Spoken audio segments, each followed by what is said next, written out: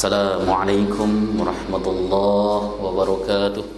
Alhamdulillahilladzi hadana lihada wa ma kunna linahtadiya laula an hadana Allah.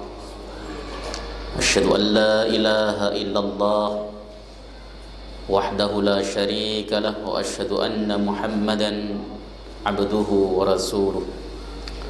Allahumma fassalli wa sallim wa barik ala hadhan nabiyyil karim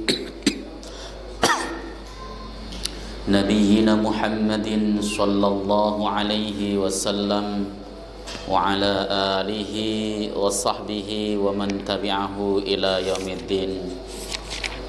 Amma ba'du fa ya ibadallah ittaqullah li'anna Allah ta'ala yaqul في كتابه الكريم وهو أصدق القائلين يا أيها الذين آمنوا اتقوا الله حق تقاته ولا تموتن إلا وأنتم مسلمون فإن أحسن الحديث كتاب الله وخير الهدي هدي محمد وشر الأمور muhdatsatuha wa kullu muhdatsatin bid'ah wa kullu bid'atin dhalalah. Alhamdulillah, segala puji bagi Allah Subhanahu wa taala atas limpah nikmat yang diberikan kepada kita sehingga pada kesempatan malam hari ini kita masih bisa melaksanakan ibadah salat maghrib berjamaah disambung dengan halaqah sejenak dalam rangka membahas agamanya Allah Subhanahu wa taala. Salawat beserta salam mudah-mudahan terus tercurah ke pangkuan Rasulullah Muhammad sallallahu alaihi wasallam beserta seluruh keluarga beliau, sahabat, kerabat dan pengikutnya serta kita semuanya umat beliau, umat dakwah ijabah yang senantiasa istiqamah konsisten dalam menjalankan dan mengerjakan sunnah-sunnahnya hingga akhir masa nanti. Kita akan lanjutkan kajian kita kitab Taysirul Alam Sarah Umdatil Ahkam, hadis nomor 144. Bismillahirrahmanirrahim. Qala al-muallif rahimahullahu ta'ala wa nafa'na bihi wa bi'ulumihi fid dharain rabbana shrah lana sudurana wa yassir lana umurana wahlul 'uqdatam min alsinatina yafqahu aqwalana. Amin. Bismillahirrahmanirrahim. Al-hadithur rabi'u wal arba'un ba'dal mi'ati, hadis yang nomor 144. An Abi Mas'udin Uqbah bin Amir al-Ansari al-Badri, dari Abu Mas'ud, nama aslinya adalah Uqbah bin Amir al-Ansari al-Badri. Beliau berarti termasuk Ashabul Badar, orang yang ikut hadir di dalam melaksanakan perang Badar. Radhiyallahu ta'ala anhu, semoga Allah ridha kepada beliau. Beliau berkata, Qala Rasulullah sallallahu alaihi wasallam, Rasulullah Muhammad sallallahu alaihi wasallam bersabda, Inna syamsa wal qamara ayatani min ayatillah. Sesungguhnya matahari dan rembulan merupakan dua tanda dari tanda-tanda Allah. Ayat itu artinya tanda, tanda keberadaan Allah, tanda wujud Allah Subhanahu wa ta'ala. Maka kalau kita ditanya, Anda kok yakin Allah Subhanahu wa ta'ala itu ada? Apa dasarnya? Ya wujudnya alam ini, adanya matahari, bulan, bumi, itu tanda wujud, tanda yang menunjukkan wujudnya Allah Subhanahu wa ta'ala. Nah, tanda Allah Subhanahu wa ta'ala itu banyak sekali. Kemarin saya telah membahas ayat Allah itu ada dua, yaitu ayat Allah Qur'aniyah dan ayat Allah Kauniyah. Ayat Allah Qur'aniyah cuma 30 juz. Tapi ayat Allah kauniyah ini yang tidak terbatas jumlahnya. Di antara yang tidak terbatas jumlahnya itu adalah matahari dan rembulan. Itu merupakan dua ayat Allah Subhanahu wa taala. Sampai lasyamsu tajri limustaqarril, benar kan? Asyamsu tajri limustaqarril laha. Lasyamsu taqdimul qamara walal saya kalau lupa surat Yasin. Ya, pokoknya itu. Jadi matahari itu tidak bisa mendahului rembulan dan rembulan juga tidak bisa mendahului matahari. Ini merupakan ayat kebesaran Allah Subhanahu wa taala. Hujan, kemudian petir, gunung, itu tanda dari kebesaran Allah Subhanahu wa taala. Maka Rasul mengatakan innas syamsa wal qamara ayatani min ayatillah. Sesungguhnya matahari dan rembulan merupakan dua ayat dari ayat Allah. Yukhawwifullahu bihima ibadah. Yang Allah itu menakut-nakuti dengan keduanya. Siapa yang ditakuti? Ibadah, hamba Allah. Jadi adanya gerhana matahari, adanya gerhana rembulan itu adalah tahwif dari Allah Subhanahu wa taala kepada hambanya. Allah menakut-nakuti hambanya supaya hambanya tidak terus-terusan berbuat dosa, supaya hambanya ini tidak terus-terusan berbuat maksiat, supaya rajin ibadah. Yang asalnya matahari begitu cerah bersinar, sinarnya menyirami bumi sampai ke sudut-sudutnya, tiba-tiba Allah bikin gelap, seakan-akan tidak ada cahaya sama sekali, yang disebut dengan gerhana matahari. Itu tahwif. Kalau Allah Subhanahu wa taala bisa menjadikan seperti itu, Allah juga bisa untuk memadamkan matahari. Makanya Allah Subhanahu wa taala itu memberikan informasi kepada kita, nanti di hari kiamat itu matahari padam. Nah, kita suruh belajar. Adanya gerhana tuh matahari cuman sebentar saja, nggak sampai 5 menit, ditutup oleh bulan, terjadi gerhana, gelap gulita. Dan kalau matahari selama-lamanya dicabut sinarnya oleh Allah Subhanahu wa taala, dunia tidak ada penyinaran lagi, tidak ada sumber panas. Maka yang terjadi, dunia itu beku. Bapak pernah nggak baca cerita tentang bagaimana dahsyatnya letusan Gunung Toba? Ya, Gunung Toba itu merupakan salah satu gunung purba. Itu konon, saya baca di dalam buku-buku sains. Ketika dia meletus, saking kerasnya itu sampai tercabut seakar-akarnya. Yang sekarang di Danau Toba itu tercabut seakar-akarnya, dan asapnya itu ke angkasa sampai keluar atmosfer, dan itu menutup matahari, menutup dunia. Dunia itu gelap lebih dari 1 tahun. Manusia belum ada, ya. Kemudian kalau matahari tertutup, otomatis bumi menjadi dingin, beku luar biasa, ya, seperti itu. Jadi Allah Subhanahu wa taala nanti akan memadamkan matahari, dan faktualnya matahari makin lama makin habis bahan bakarnya. Helium itu yang buat sumber sinar matahari itu akan makin habis, gasnya itu makin habis. Apalagi kalau terjadi badai matahari. Ya, entah tahun berapa nanti akan terjadi matahari itu tidak bersinar lagi. Saat itulah kiamat terjadi. Kita itu ditakut-takuti Allah begitu. Hei manusia, kalian itu makhluk yang dhaif, makhluk yang lemah, makhluk nggak punya kekuatan apa-apa, tapi sombongnya luar biasa manusia itu. Innahu kana zaluman jahula, kata Quran. Sesungguhnya manusia itu sangat zalim, lagi bodoh. Zalimnya kebangetan, tapi bodoh sekali manusia itu. Yaitu tadi, ketika di alam raya berjalan di muka bumi ini dengan sombong, dengan angkuh.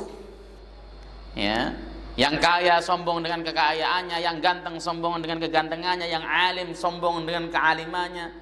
Nah, Allah Subhanahu wa taala peringatkan itu lewat gerhana matahari dan gerhana rembulan supaya takut. Oh iya, ada Sang Maha Kuasa. Ya, seperti itu yang harus kemudian kita ambil pelajaran. Jangan nggak takut, mentang-mentang Bapak sudah tahu itu fenomena alam, lalu ambil foto-foto saja, nggak ada ketakutan sama sekali, malah bangga. Jangan bermentalkan seperti orang kafir.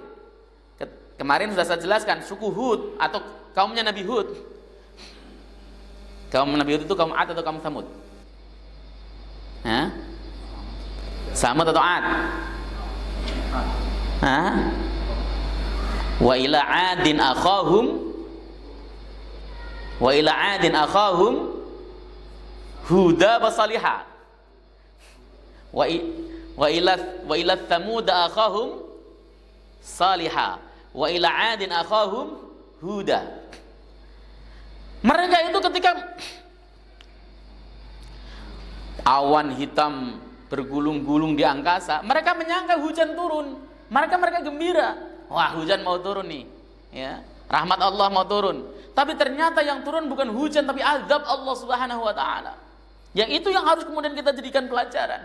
Jangan hanya menganggap fenomena biasa. Kita menganggapnya gerhana, matahari ntar juga muncul. Ternyata nggak muncul sama sekali lah. Bagaimana kita? Terpekik-pekik kita pokoknya pasti. Ini yang nggak boleh terjadi. Jangan seperti mentalnya orang-orang kafir yang tidak mengambil iktibar terhadap peristiwa apapun yang ada di alam raya ini. Nggak ngambil pelajaran. Wa innahuma la yankasifani li mauti ahadin minan nas wala li hayati.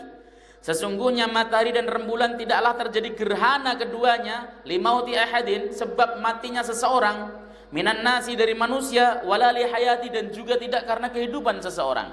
Dulu itu ketika terjadi gerhana matahari itu bertepatan dengan wafatnya putra Nabi sallallahu alaihi wasallam yang bernama Ibrahim. Orang-orang mengira adanya gerhana karena matinya Ibrahim, maka turun hadis ini. Datang hadis ini. Innahuma la yankasifani li mauti ahadin minan nas wala li hayati. Terjadinya gerhana itu enggak ada hubungannya dengan kematian seseorang ataupun kehidupan seseorang, enggak ada. Maka kalau kemudian orang ramal, ada gerhana di hari ini, bulan ini akan ada orang besar mati, itu hoax, itu dukun. Kalau kita percaya dalam hati, maka kita kufur terhadap ajaran Nabi sallallahu alaihi wasallam. Ya, tasdiqul kahin bima yuhbiruhu anhu kufrun. Jangan kemudian kita gampang, enggak ada hubungannya. Ya, kematian seseorang dengan gerhana, lahirnya seseorang dengan gerhana, wah yang lahir akan jadi orang besar, enggak ada. Rasul itu membentengi supaya kita tidak salah akidah. Ya, bukan hanya dalam hadis ini saja Rasulullah membentengi kita supaya tidak salah akidah. Misalnya di dalam hadis ya sahih itu, saya membacanya juga di dalam kitab Al-Umnya Imam Asy-Syafi'i. Ya, Rasul itu membacakan hadis qudsi. Pada pagi hari ini umatku ada yang mukmin, ada yang kafir. Adapun mereka yang mukmin adalah orang yang berkata mutirna bi rahmatillah. Ya, kami diberikan hujan sebab rahmat Allah. Maka ketika ada mengatakan begitu, maka dia faqad kafara bil kawakib, qad amana bi wa kafara bil kawakib. Dia beriman kepadaku dan dia kafir terhadap perbintangan. Tapi kalau dia mengatakan mutirna binauin kada, kami diberikan hujan sebab ada bintang ini, bintang itu, maka faqad kafarobi, dia kafir terhadap diriku, kata Allah, wa amana bil kawakib, dan dia beriman kepada bintang. Jadi begitu. Jadi kalau ada peristiwa alam, ya Allah kembalikan kepada Allah. Hujan turun rahmat Allah, nggak ada hubungannya dengan Imlek, nggak ada. Apalagi antum hubungkan dengan kematian seseorang. Wah, ulama ini meninggal, alam pun menangis, hujan lebat. Tidak ada hubungannya. Lalu ketika Rasulullah Sallallahu Alaihi Wasallam wafat, nggak ada hujan, memang alam nggak menangis. Ya karena nggak ada hubungannya. Ya, tapi kalau seakan-akan ya boleh lah, namanya seakan-akan, nggak pasti. Seakan-akan alam berduka, ya seakan-akan. Tapi ini sudah dibentengi oleh Nabi SAW supaya akidah kita tidak rusak. Karena tidak ada yang bisa memberikan manfaat dan mudarat apapun selain Allah Subhanahu Wa Taala. Ya, kematian seseorang, orang besar sekalipun, Nabi sekalipun, tidak menyebabkan terjadinya gerhana. Atau kelahiran orang besar, nggak ada seperti itu ya. Jadi harus diyakini bahwa itu ayat dari Allah saja, tanda kekuasaan Allah Subhanahu wa taala. Allah Maha mampu kalau cuma hanya sekedar memadamkan matahari. Allah Maha mampu kalau hanya sekedar menghancur luluhkan langit. Ya Allah yang membuat, ya Allah yang Maha mampu untuk menghancurkannya. Oleh sebab itulah saudara, kata Nabi, fa idza ra'aitum minha syai'an fasallu. Tatkala kalian melihat sebagian daripada gerhana, ya, fasallu, maka salatlah. Hadis inilah yang dipakai oleh sebagian besar ulama atau mayoritas ulama. Salat gerhana itu terjadi ketika melihat gerhana, bukan terjadi ketika menduga ada gerhana. Ini pendapat jumhur dulu. Mayoritas ulama, misalnya nih, wah, menurut kalender hari ini ada gerhana, atau besok ada gerhana jam 9, ternyata besok hujan lebat, mendung, gerhananya kelihatan nggak? Menurut jumhur tidak sunnah sholat. Kenapa? Redaksi hadisnya fa idza ra'aitum minha syai'an fasallu. Ketika Anda melihat gerhana tersebut sedikit saja, maka sholatlah. Artinya bagi orang yang melihat, ya. Ro'a itu, Pak, kalau ada maf'ulnya, ada objeknya, itu maknanya melihat dengan mata kepala. Tapi kalau tidak ada objeknya, maka ro'a itu artinya mengetahui dengan ilmu bisa. Contoh alam taro kaifa fa'ala rabbuka, alam taro itu artinya mengetahui dengan ilmu, karena tidak, peristiwanya sudah tidak ada. Penggemburan Ka'bah dengan gajah itu udah nggak ada, maka bisa diketahui dengan cara membaca dan sebagainya. Tapi di sini menggunakan kata ra'aitum minha syai'an, ada objeknya, yaitu gerhana. Kita disuruh sholat. Nah kemudian alasan keduanya adalah Allah menunjukkan tanda lewat gerhana dan bisa membuat kita takut kalau melihat langsung. Kalau enggak, ya enggak menimbulkan rasa takut. Seperti itu. Tapi ada juga ulama yang berpendapat bahwa kalau kita mengetahui hari itu ada gerhana, melihat atau tidak melihat, sunnah melaksanakan sholat. Itu yang diikuti oleh Muhammadiyah, atau itulah pendapatnya Muhammadiyah. Hujan, ya petir bahkan, pas waktu itu ada gerhana, ya sholat saja, sholat gerhana. Ya, seperti itu, karena menganggap bahwa sekarang mengetahuinya bisa menggunakan dengan ilmu hisab yang sifatnya pasti. Jadi di sini diperintahkan ketika kalian melihat gerhana itu suruh sholat, bukan suruh foto-foto, bukan suruh bikin status, bukan suruh bikin siaran langsung di Instagram, tetapi disuruh sholat. Ya, nggak dapat momennya nggak masalah, yang penting sholatnya dapat. Karena apa? Allah Subhanahu wa taala dan Rasulnya itu ingin kita mengambil ibrah, pelajaran dari hal tersebut, gitu ya. Bukan kok malah bersenang-senang, wah ini blue moon, apa kayak red moon. Wad'u, dan berdoalah, berdoa yang panjang. Ustaz, saya dapati gerhana, tapi tinggal tipis saja begitu. Saya waktu itu bangun ketiduran, maksudnya bagaimana? Apakah tetap sunnah sholat? Selagi masih gerhana tetap sunnah sholat. Yang penting sholatnya, khutbahnya kelewatan tidak apa-apa. Yang penting sholatnya masih pada di gerhana. Hatta, sampai kapan sholat dan berdoanya? Hatta yang kasyifa ma bikum, sehingga terbukalah, ya, apa yang ada pada kalian, artinya terbukalah mataharinya atau rembulannya. Tapi orang zaman sekarang kalau nggak ngabadiin kayak gitu tuh merasa kurang puas. Padahal saya berkali-kali kan kalau pas lagi ada gerhana begitu, sholat di beberapa masjid begitu kan, nggak pernah ngambil fotonya, tapi selalu dapat fotonya, dan fotonya lebih bagus. Ngambil mana? Di internet banyak. Biarkan yang moto-moto itu orang kafir, orang mukmin itu ada ajaran khususnya, melaksanakan salat dan berdoa.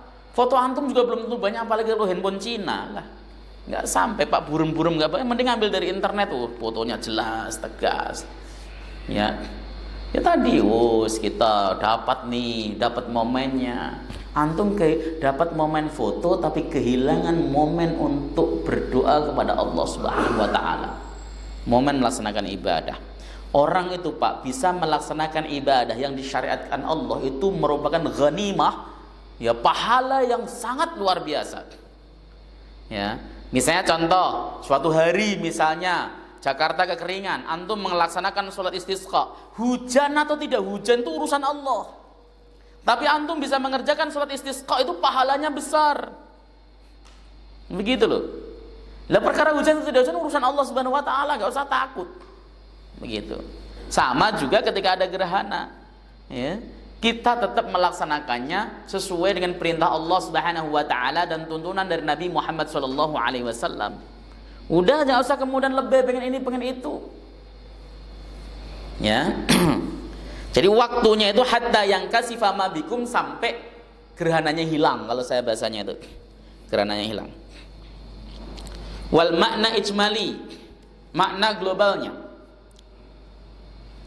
Bayyana sallallahu alaihi wasallam, Nabi sallallahu alaihi wasallam menjelaskan, anna syamsa wal qamara min ayatillahi dallati ala qudratihi wa hikmatihi.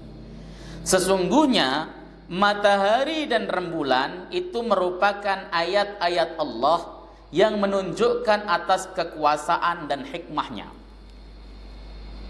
Jadi ayat-ayat Allah ada yang Allah gunakan untuk menjelaskan kekuasaan Allah Subhanahu wa taala, tapi juga ada yang Allah gunakan untuk menjelaskan hikmahnya. Contoh nih, ya ayyuhan nasu u'budu rabbakumul ladzi khalaqakum walladzina min qablikum la'allakum tattaqun alladzi ja'ala lakumul arda firasyan was samaa'a binaa'a, ila akhir ayat ya. Di situ Allah menggunakan dua lafaz khalaqa dan ja'ala. Yang pertama, ya ayyuhan nasu u'budu rabbakumul ladzi khalaqakum, Allah yang menciptakan kalian. Allah itu ketika menggunakan kata khalaqa untuk arti menciptakan, itu artinya Allah menunjukkan kudratnya, kekuasaannya. Allah menciptakan kalian, itu Allah pengen menunjukkan kekuasaannya, dahsyatnya. Manusia itu makhluk yang unik, ya, yang unik, yang susah ditiru. Robot Jepang aja bikin robot seperti manusia, ya tidak seperti manusia. Oh, namanya seperti, hanya seperti saja bentuknya, tapi tidak seperti manusia. Daya rekam manusia ini lebih canggih dari komputer paling canggih sekalipun. Memorinya nggak pernah soak. Manusia itu otaknya semakin diisi memori yang banyak, malah semakin encer, semakin pinter. Ya, Quran masuk 30 juz, Bukhari masuk, Nasai masuk, kitab fikih masuk, bukan malah tambah error begitu, getarnya tinggi, bukan, tapi malah makin pinter. Ya, orang-orang pinter itu karena memorinya diisi penuh, sehingga kemudian ketika berbicara terkoneksi semuanya, informasi yang tersimpan tadi terkoneksi semuanya, lalu keluar dari buih-buih hikmah yang keluar dari mulutnya. Orang-orang alim itu kenapa kok bisa alim? Karena rajin baca. Gak ada orang alim itu pintar karena ngelamun. Ya, hebatnya manusia itu. Lah kalau komputer makin handphone sajalah, ini makin kita penuhin memori, dibuka aja lama, bukan sampai kopi kita dingin juga masih muter-muter. Nah, itu mulia manusia. Maka Allah mengatakan khalaqakum, yang menciptakan kalian, karena unik dan luar biasa manusia itu.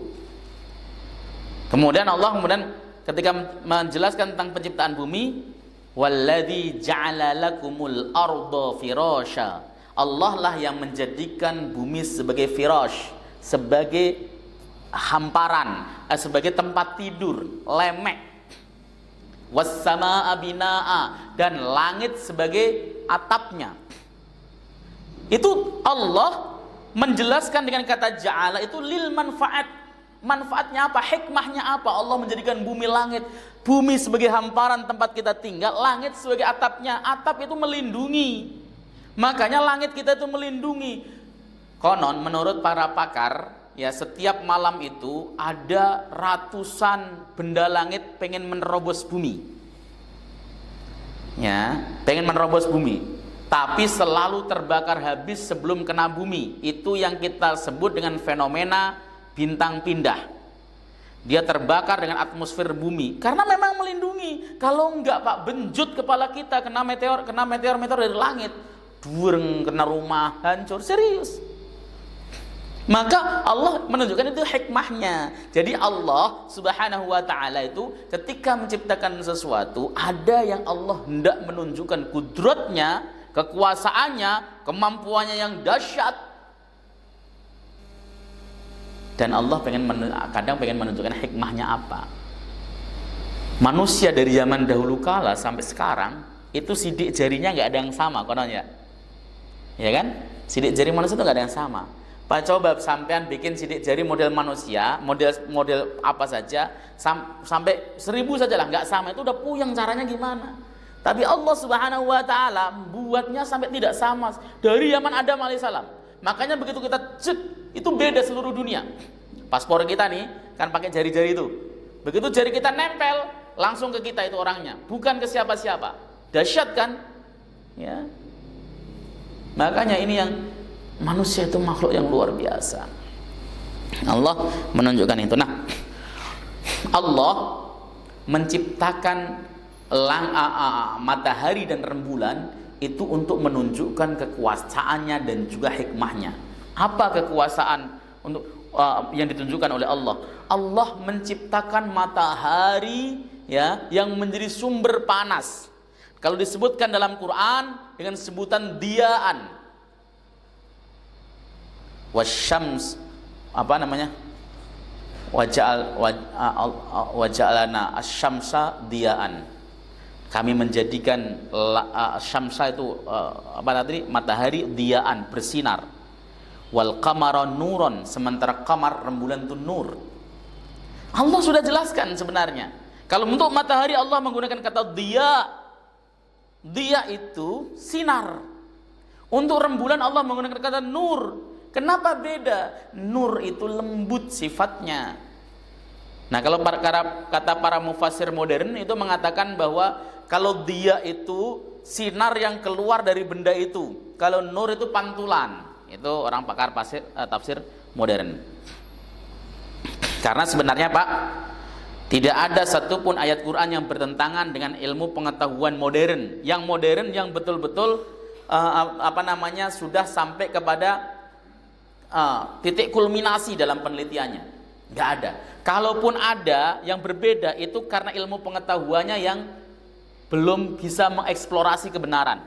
Contoh, terciptanya adalah dari kabut. Maka kita kenal ada istilah teori kabut ya. Teori kabut itu alat kabut menggumpal, berputar berjuta-juta tahun, lalu mengeras, lalu jadilah alam. Ketika para ilmuwan barat mengatakan teori kabut, ilmuwan Islam ikut-ikutan. Lalu memaknai kata dukhon dengan arti kabut. Ya. Allah menciptakan langit dan bumi, ya.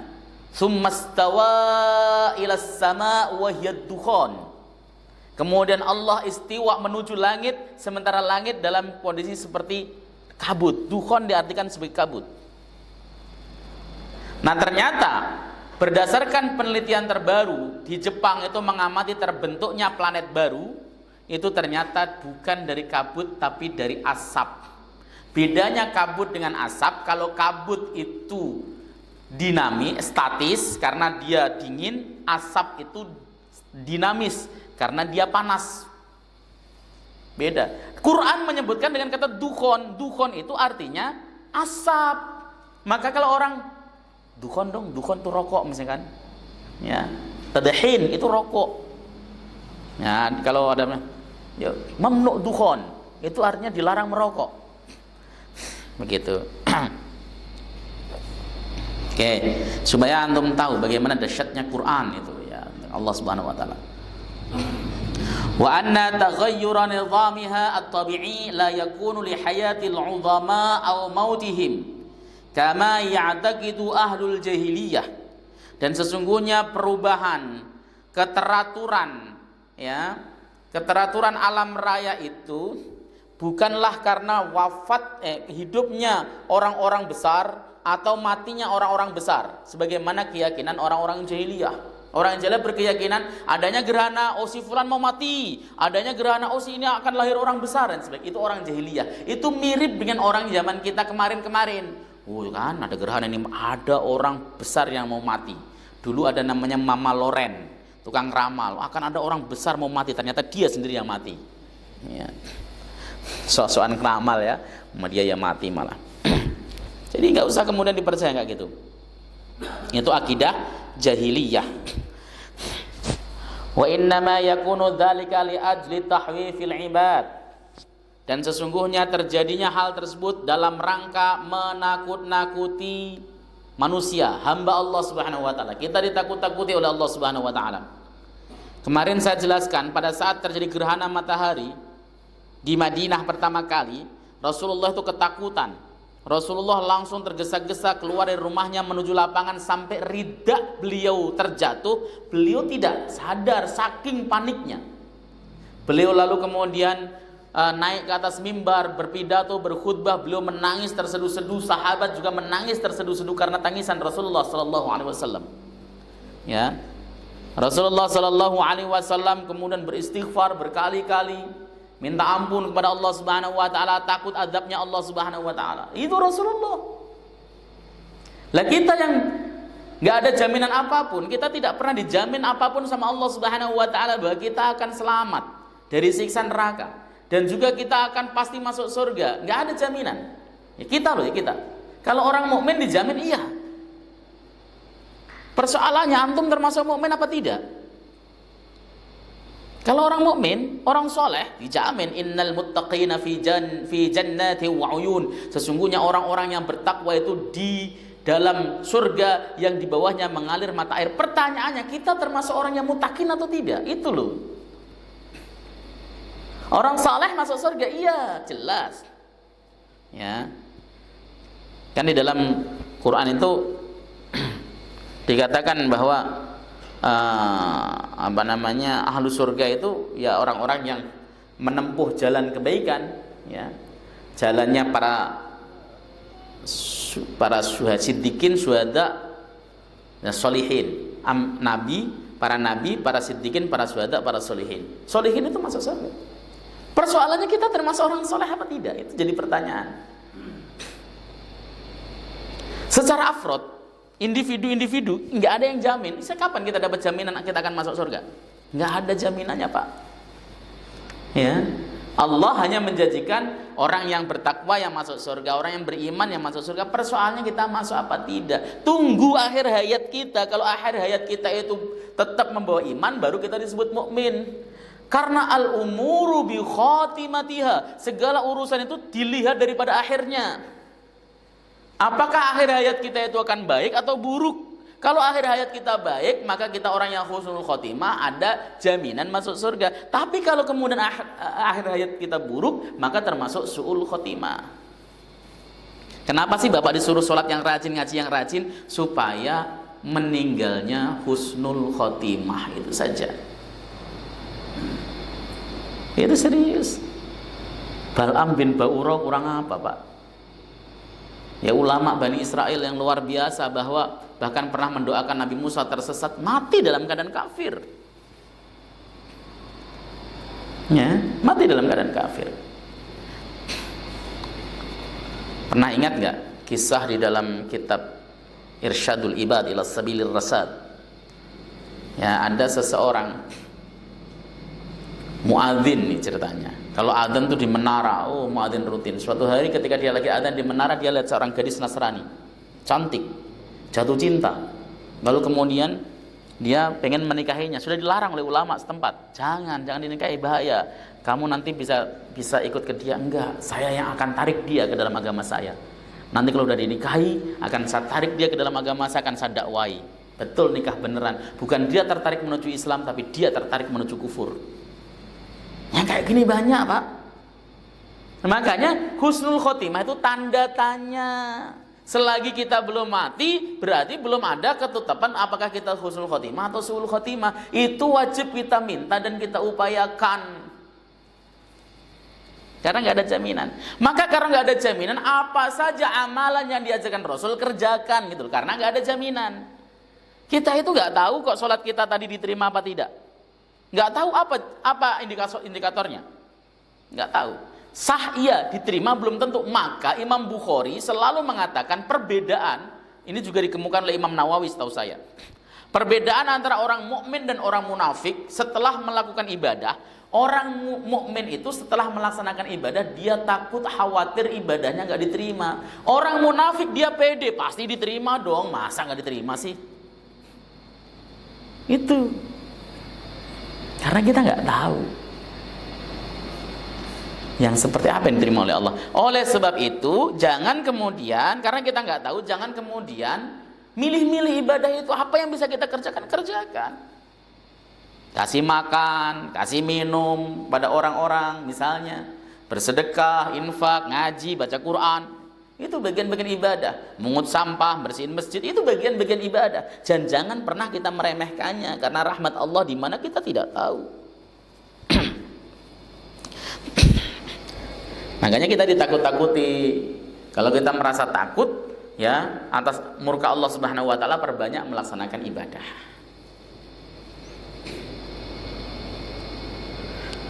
Fayujaddidu at-taubata wal inabata ilallah ta'ala. Kalau ditakut-takuti begitu, maka orang-orang akan tajdid, memperbarui taubatnya. Oh iya, saya tadi bersalah, taubat lagi, astagfirullahaladzim, astagfirullahaladzim, astagfirullah. Itu namanya tajdid, itu taubat. Ya, dan kembali kepada Allah Subhanahu wa taala. Setiap manusia itu pasti bersalah. Ya. Kullu insanin khotoun. Setiap manusia itu pasti bersalah. Tapi sebagus-bagusnya orang yang bersalah adalah orang yang taubat. Ni'mal abdu innahu awwab. Sebaik-baiknya hamba adalah orang yang pintar bertobat, bukan yang nggak punya dosa. Semua orang itu punya dosa, kecuali Nabi yang maksum. Semua punya dosa. Kok bapak mencari orang yang nggak punya dosa, cari guru yang nggak punya dosa? Nggak ada. Sampai mati juga nggak ada. Kita pengen mendekatkan diri kepada Allah, ya saya pengen minta sama Allah, tapi dosa saya masih banyak. Mintanya nanti kalau udah nggak punya dosa, sampai mati nggak pernah minta kepada Allah. Kenapa? Karena kita tidak pernah lepas dari namanya dosa. Maka taubat terus kepada Allah. Ya apalagi ketika kemudian melihat gerhana matahari dan gerhana rembulan, taubatnya makin kuat.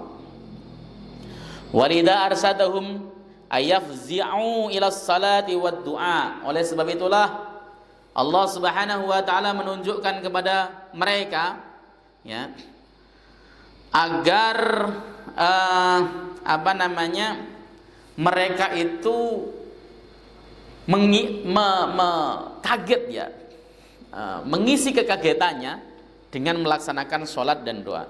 Hatta yang kasifat dzalika anhum wayan jalia, sehingga gerhana tersebut sudah hilang, inkisyaf, sudah terbuka mataharinya, terbuka, sudah meletek lagi, sudah kelihatan lagi sampai selesai. Walillahi fi kaunihi ya asrarun wa tadbirun. Allah, dan bagi Allah ya di dalam keberadaan gerhana tersebut itu memiliki rahasia yang kita tidak tahu. Apa sih rahasianya? Wallahu taala alam. Rahasianya apa? Allah Subhanahu wa taala yang Maha tahu. Begitu. Kita lanjutkan ya. Ma yu'khad minal hadis. Apa yang bisa diambil dari hadis tersebut? Yang pertama, masru'iyatus salati wad du'a indal kusyufi wal husufi ruju'an ilallah. Disyariatkan salat dan berdoa tatkala gerhana matahari dan rembulan dan kembali kepada Allah Subhanahu wa taala. Sholat, habis itu berdoa yang panjang, minta ampun, minta apa saja, taubat kepada Allah Subhanahu wa taala. Ya. Yang nomor 2, annantiha as-salati yakunu bitajalli fa in intahat qabla tajalliya tadarra'u wa da'u. Sesungguhnya rampungnya salat itu ya sebab hilangnya gerhana.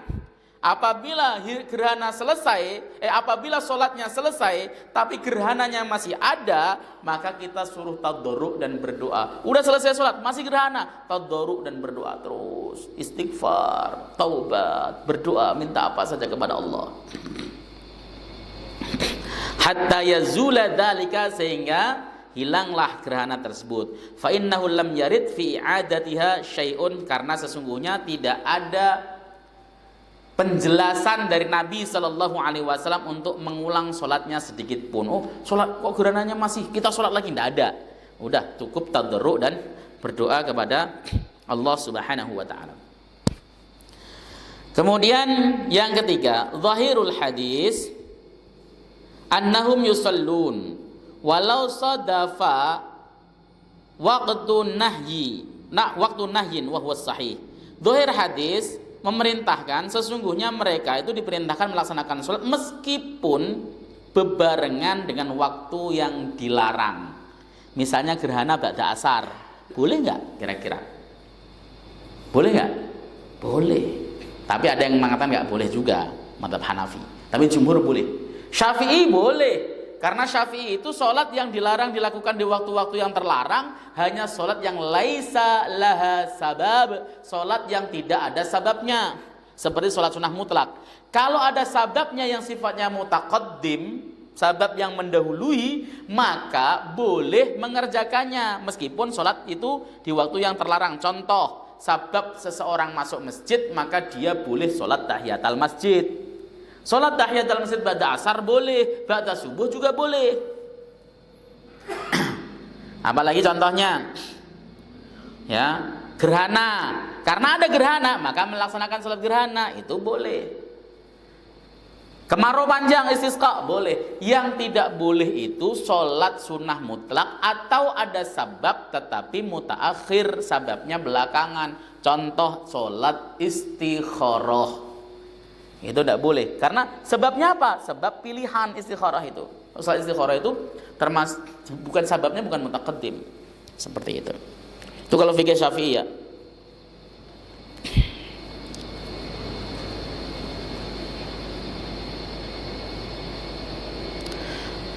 Li'annaha min dawatil asbab. Nah ini saya jelaskan tadi. Karena dia merupakan sholat yang memiliki sebab allati tusalla inda wujudi sababiha mutlaqan, yang dia disolati tatkala ada wujud sebabnya secara mutlak. Taqaddamal khilafu fi hadzal salat wa nadhairuha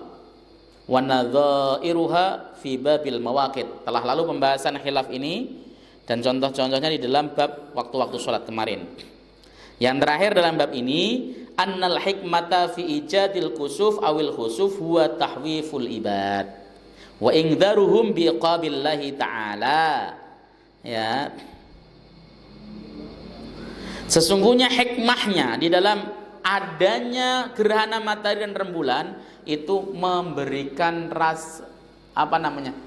shock terapi kepada hamba, kepada kita, takhwif, nakut-nakutin kepada manusia, ya, dan juga memberikan peringatan kepada mereka terhadap siksaan Allah Subhanahu wa taala. Allah yang Maha Mampu, Maha Kuasa, Maha Perkasa, bisa mengazab kita kapan saja atas perbuatan zalim yang kita lakukan kapan saja, maka kita ditakut-takuti supaya takut.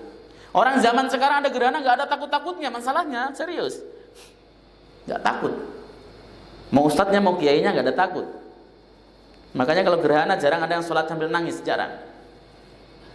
Nangis bisa, tapi biasanya karena ingat utang. Kalau ingat dosa jarang.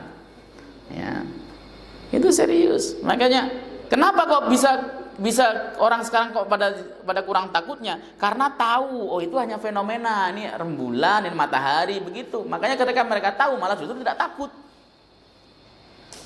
Tapi orang yang cerdas, meskipun tahu dia akan akan berkata, itu kan normalnya, matahari terhalang bulan, bulan terhalang bumi dan sebagainya sehingga terjadi gerhana. Itu kan normalnya. Kan kita tidak tahu apa yang terjadi di atas itu. Apakah betul-betul terhalang atau dipadamkan? Kan nggak tahu. Itu kalau orang cerdas. Ya, Allah Subhanahu wa taala itu ketika menurunkan azab itu nggak pakai hitungan hari kok, Pak. Kaum-kaum terdahulu itu dibinasakan tuh cepat sekali habis. Itu yang harus kemudian kita takuti. Wallahu taala alam bisawab. Silakan kalau ada muskil. Tenggorokannya kurang sip. Ayo kalau ada muskil.